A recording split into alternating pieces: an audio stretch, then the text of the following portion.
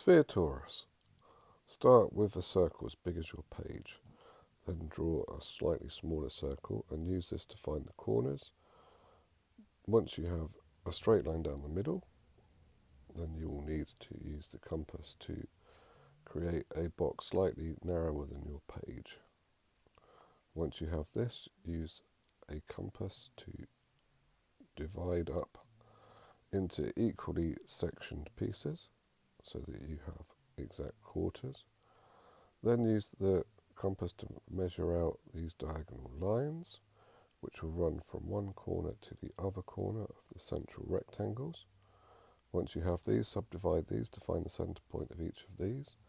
Use a compass, draw a half circle on the top and bottom, and you will have the equally spaced out beginnings of your torus design.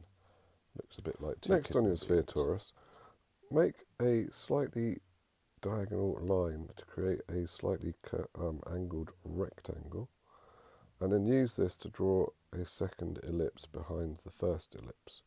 It will be very tight fitting, and it will then lead on to the next ellipse and the next ellipse, and so on. There will be a total of 18 ellipses in all, and you will just need to keep drawing these boxes and adding in the ellipses. Each box will radiate out from a center point above and below the center of the torus.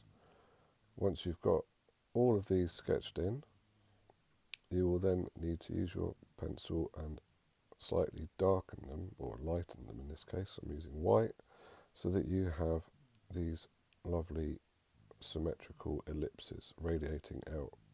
Next on your sphere torus, you'll need to draw the ellipses at the front half of the sphere.